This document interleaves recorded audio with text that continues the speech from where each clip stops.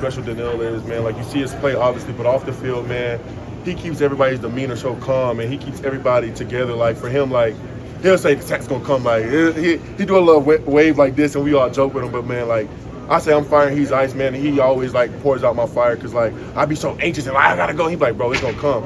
And every time it literally comes, man. So I just got to give a huge shout out to him, man. He has been a really great leader in that room, a really great big brother to us, and he's been a great great teammate in that room. How excited were you on the left side when it was just wide open for you to get that sack? Oh, it was. Thank you, Jesus. It was fun, though, man. It was fun. They got on me, though. They said I should have took the ball, but I just wanted to hit. And then they said I took it easy on them, so I said, man, I can't win, but it was fun. How about Danico today, Autry? Man, Danico, that's a special young man.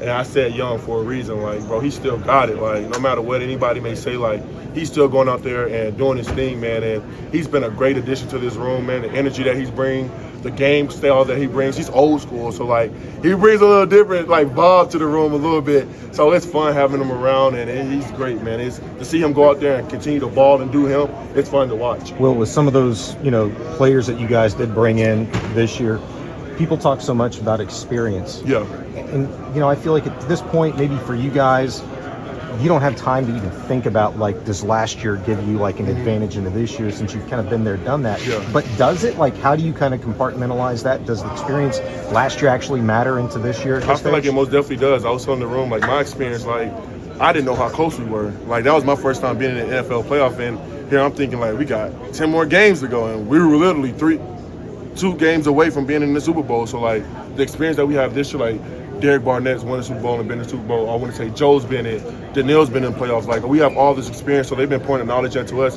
And it's making us, like, really, like, 1 week at a time type of football. Like, what are you sacrificing? What are you committed to be all in on this process? Let's start with, walk us through the pick six. Oh, man. I was just out there trying to get to my assignment.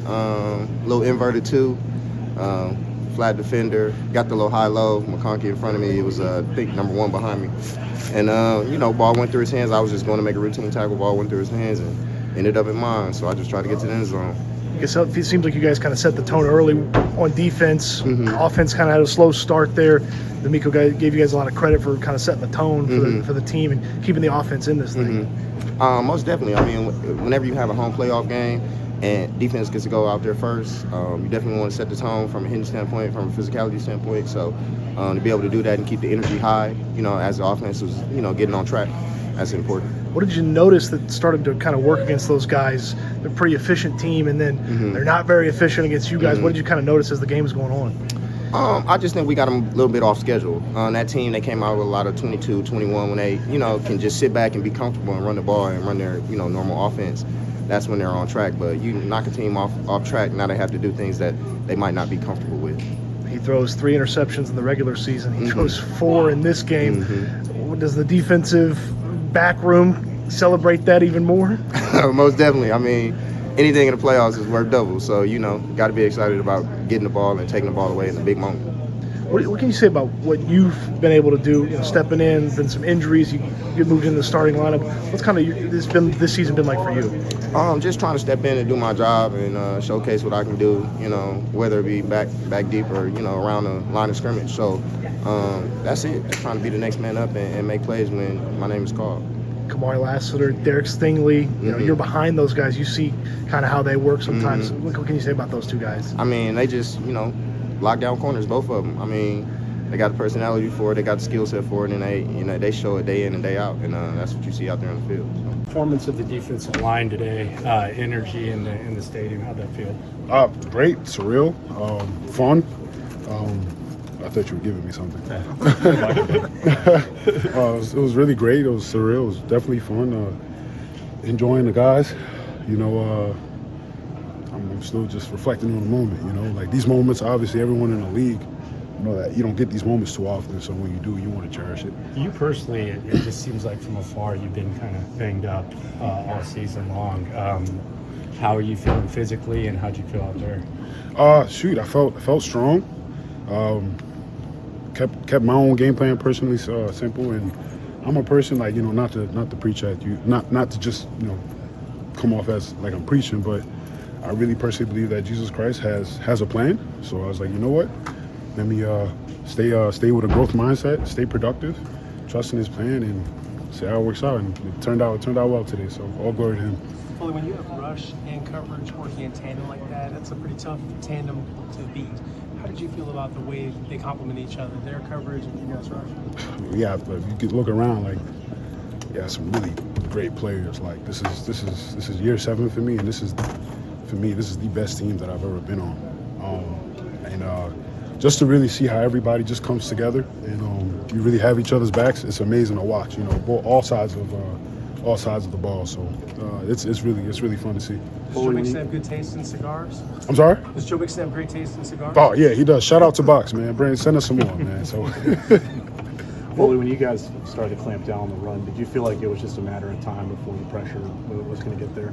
The game plan for us really was just to keep things simple, execute where we need to execute, be reactive to what we're being given, and just play ball. So we really kept it that simple. So it's really just that. You guys hadn't had very many games where you had both Aziz and D'Amico on the field. I mean, was that just kind of proof positive of what that looks like? They're both great players, and their resume speaks for themselves. So. You go back, you look at the film, and watch how those guys, put out, 150% of themselves each game. It's amazing to watch.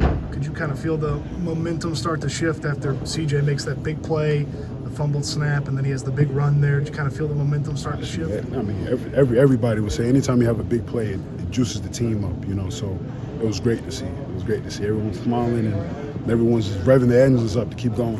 The stop early in the game after the fumble on the first play, what's it like as a defensive player? You just got off the field after a long drive, you're kind of regrouping, and then you have to run back out there and hold them to 3. Sudden change, Everybody hold each other accountable. Everybody stick together, lock arms, and let's go play. All week there's a lot of negativity nationally about this matchup. Chargers got a lot of credit. How satisfying is it now that you went out there and took care of business? Hey, listen, I'm just happy we won the game. So nothing more to that. Nothing more to that. Check the box, move on. Well, you guys advance now. You're still in the tournament, and anything can happen. How do you guys look at it as your playoff outlook? Who else do you play? Well, honestly, we'll see who we play next. Get to our game plans. Execute where we need to execute, and obviously we're in the tournament. So whoever we play next.